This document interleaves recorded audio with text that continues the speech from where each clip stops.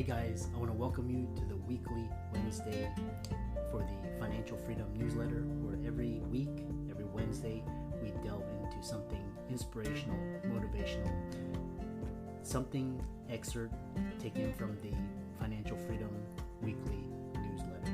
Wherever you are, if you're listening on Spotify, on iTunes, Google, be sure to click the like, subscribe, share, comment. And without ado, let's get into the show. Hey guys, welcome to this week's podcast episode for the Financial Freedom Podcast. I'm your host, Dr. Christopher Liu. And as you know, I've always been on the hunt for seeking the secrets to quality of life, freedom, and sharing it with the masses. So initially it was financial, and then there's different components, including time, health, mental, emotional, location. And once I figured out the secret sauce, I sought out those people on the marginal edge doing and embodying that and recording those insights and sharing them with the world. So today I have a very interesting guest. All the rage is now about AI and ChatGPT. If you've played with it, it's fascinating. And his name is Daniel Steele. He's the writer of AI Unhinged and the book on ChatGPT. So I'm really fascinated in talking with people in this field, learning their insights. It's amazing. And with that, Dan, welcome to the show. Thanks for having me. I'm excited to join. Yeah, we had met through Podmatch, which is a Airbnb connecting service between podcast guests and hosts. So tell the audience about your origin story and the work that you do. Sure. So I got into business in the early 2000s, sold my first company in 2005. It was a gaming company. I was a very mediocre professional poker player for about 5 years. And then I realized I was in my 30s and that wasn't going too far. So I got back into business. I worked on a kid's product called Silly Bands. We went from 0 to 100 million in sales without spending a dollar outside of social media. I built a social media strategy, stuck around to help scale technology to deal with that demand in sales. Much like the guy who invented the McNugget, I didn't get rich from it, but it was a very good path back into the business world. From there, I went on to co-found what is today the biggest influencer marketing company in the world. It's called Influence, and that's where I started getting into AI. So we did a partnership with IBM to use psychographic, demographic, and linguistic AI to match brands with people that had large social media following, and then also to craft a message for the brand in a way that's authentic to the people. So imagine Disney princess movies launching. Well, how do people talk about Disney princesses? And using natural language to do that. So during my time there, we raised around $25 million, built out a big AI product. 2017, my role changed from COO, where I was working on the tech and culture and all the things that I liked, to president. So I was just flying around hand-holding bankers. I wasn't very happy. I grew up really poor and never left North America. So I took that. I had some money in the bank. So I took that time from 6 years ago now, May of 2017, until the pandemic and I filled 3/4 of a passport book with stamps. So knowing that Influential was going to sell eventually allowed me to just spend my mid to late 30s traveling and seeing the world, which was pretty cool. The pandemic brought me back, reconnected with my now wife. Today we're in Las Vegas. We live in Las Vegas. We're making an offer this week on some land in Tennessee. We're going to build like a vacation place, because the summers are really, really tough here in Vegas, and eventually retire there in 10 to 15 years is our hope. I've been working on projects. I do a lot of work with the community here in Vegas. I help other entrepreneurs. And one day I was riding in the car with my wife, and ChatGPT was all the buzz. And I was like, well, what if I use ChatGPT to write a book about ChatGPT? She goes, that'd be really funny. And it took me about a week to work out the prompts, but I was able to do it. And that's what became the book on ChatGPT. I got some, I had no plan when I did it. It was literally just a joke with my wife. And then I started getting, booked on podcasts, talking to people. And then ChatGPT 4 launched, so I did another one with that. And then I was sitting one night, kind of wrapping up. It was a little late, like 10:30, 11. I asked ChatGPT, what would scare the heck out of humans, but is technically possible. So I went through and wrote a book with the help of ChatGPT called AI Unhinged, where I allowed ChatGPT to talk about, what it thinks is possible. Some of the things that it came up with were speaking to aliens. It gave me some ideas on how we could actually proactively reach out to aliens to talk to them. ChatGPT thinks it could replace God or become God eventually. There's some scary stuff in there. Yeah. Yeah. Before I'm sure most of the people have heard of it. I'm sure segment of them understand it if you have played with it. But let's talk about, because this is it's like people are saying it's like, going to have huge implications, AI. So talk about AI and its impact on society. Okay. So, in its simplest form, artificial intelligence is a field that combines computer science and really big data sets. What we're seeing with ChatGPT is feeding it data sets. So the way it works is with your typical AI is you say, okay, this is what I want the AI to do. I'm going to give it a big data set and kind of teach it what each data point means. So the beginning of OpenAI and ChatGPT, they probably had thousands of people saying, okay, this word means this in English, this word means this in Spanish, and here's some regional dialects, and the people just kind of kept feeding it information and correcting it. And it would teach itself, and it became faster and faster and better. This is what we call generative AI. So this technology will generate. ChatGPT in particular is great at generating text. So imagine if somebody was sitting in Argentina, Cuba, and then me in Western United States. I could say some Cuban Spanish and the Spanish they speak in Argentina are very different languages. So I could say something in my native tongue, and it could on the fly translate into their native local dialects. That's what ChatGPT is most powerful with, but it does a lot of other things as well. And yeah, so it's very powerful because I have it as well, and I use it for editing and content generation. But I've been studying it, and it can actually be used for outlines and things like can help you to create basic infrastructure of like code or software or any sort of outline presentation, and then it can fill in details for you. So it's really freed up a lot of the the groundwork, and then more we can use our minds. So really the power is learning how to use these prompts. So what about the impact of AI on work? Because now we're going to have EV, we're going to have autonomous vehicles. We're having declining population, so companies are going to have to use robots. Talk more about that. Sure. So I mentioned the company I co-founded, Influential, and to build our IBM product, we had to raise about $15 million. It was very expensive what we built. Very worth it, and they've continued to iterate on it, and it does a lot more than what I said. But I'm just not involved in the product anymore. A lot of those things that it took all of that money to build are available now through OpenAI and other AI projects. So I look at it more as democratizing the access to this power, because a lot of this stuff was available if you had a lot of money. Now, and there's so the media, their incentives are lined up only scary things, and the only things that really draw emotion is what they publish, because their incentive is to draw eyeballs to their website so that advertisers can see them. So I don't think it's getting too fair of a shake. I think that this is not as scary as it's being presented to be. Sure, maybe I can eliminate 30% of my work. That means that I can do more and I can become more of a productive employee, as opposed to, some people will be like, oh, AI is taking jobs.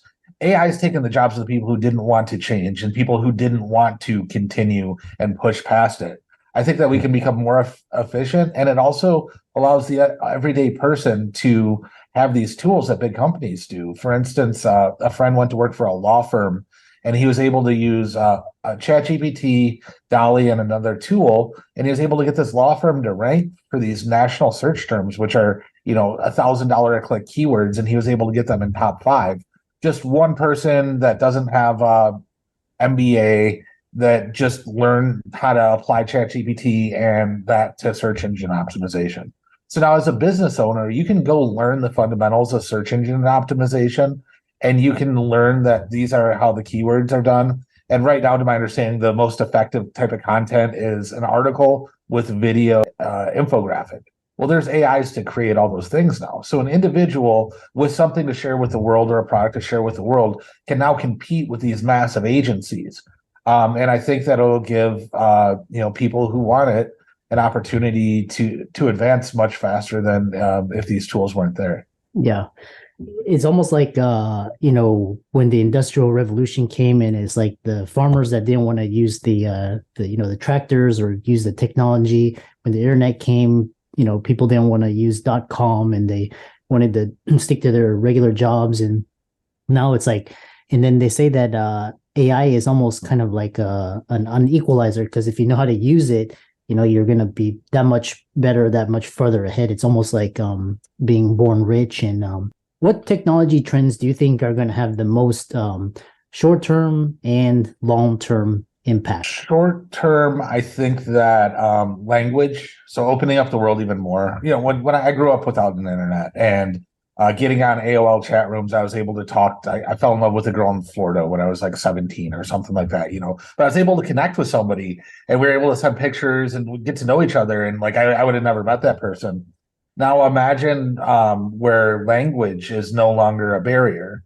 It could, because it isn't, and the tools are being built. So I think short term, you'll see the people who build the best interfaces to connect with ChatGPT are going to be the short-term winners. So whether it's a language conversational thing, so my wife and I cook a lot, but there's just 2 of us.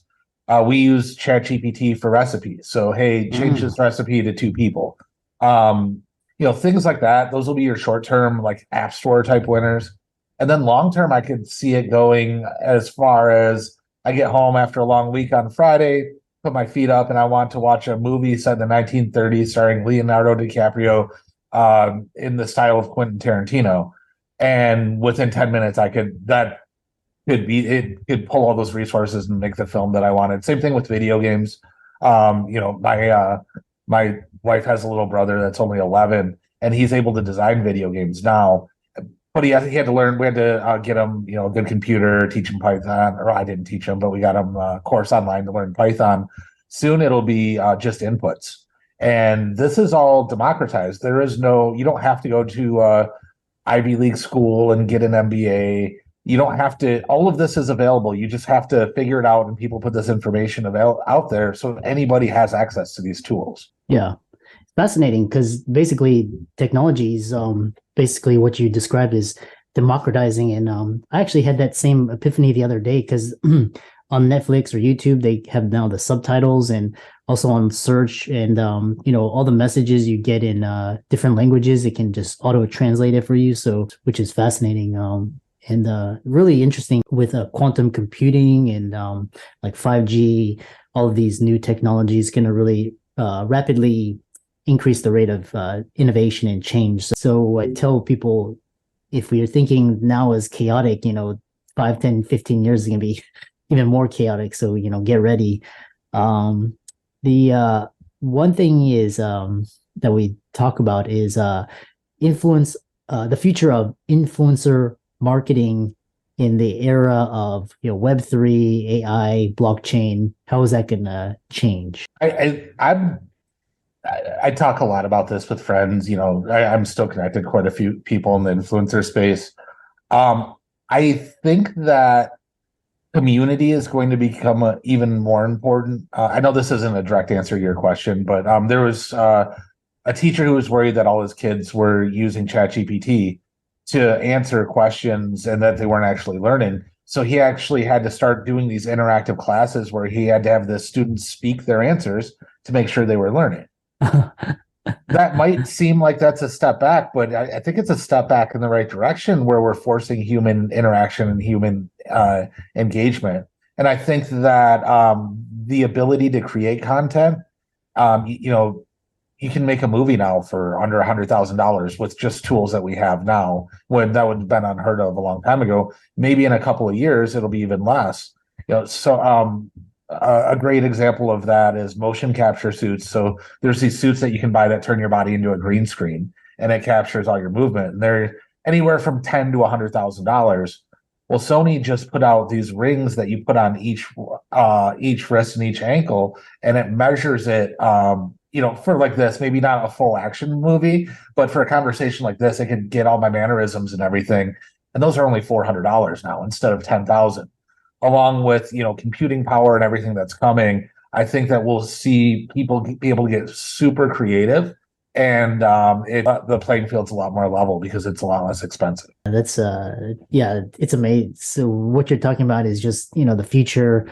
It's really exciting. As we come to the end of this, what advice do you have for because what's interesting is you got your freedom early by investing, taking risks, building alternative streams, not working for others, working for yourself. So what advice do you have for new entrepreneurs, people getting on their journey, if it's a Gen Z or, Gen C, what do you have for them? You have to keep trying. You're going to fail. And it's going to sting. Like, it's going to hit you right in the gut, and it's going to hurt. Like, oh man, I thought this was the one. But you know how many of the ones it took to be, where I am now? Even my wife, I still, try and do a bunch of different things, including trying to write a book with ChatGPT. And now I'm a published author. You just have to keep trying. As long as you're in the game, you have a chance. But when you stop trying, that's when it's over. So the tools are there. You just have to believe in yourself, and you have to give yourself the chance over and over again, because you're going to fail way more often than you win. Oh yeah, I love that. One quote really interesting was what I recently read from one of my mentors is like, bear markets, don't try to thrive in bear markets, try to build and try to break even and try to plan for the next 5-10 years. And he was saying, if you survive bear markets, because over 95% of your competition will get killed in bear markets. So if you survive, and then at least you make it to the next, you're able to, otherwise if you're dead, you can't play. So, yeah. Interesting. So how can people contact you, find your book, follow you, and reach out to you? So either LinkedIn or Twitter at DT Steele. You can find me there. If you search on Amazon, Daniel Steele, you'll probably come up with a female author, even though it's spelled different. So if you search AI Unhinged, I think you can find the links for my Twitter profile. And happy to connect on LinkedIn as well. Yeah. And for the audience out there, let's thank Daniel for coming onto the show. Really special guest. Done so many amazing things. His book will be in the links in the show notes, as well as you can find him on Twitter and LinkedIn. So with that, thanks so much for coming onto the show. Thank you for having me.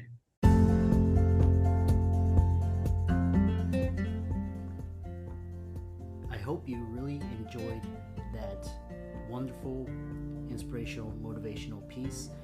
Again, wherever you are listening, if you liked it, be sure to like, comment, share, subscribe. We're on everywhere: Spotify, iTunes, Google, Amazon, Audible. And without much ado, be sure to thank this show's sponsors, and we'll see you next time.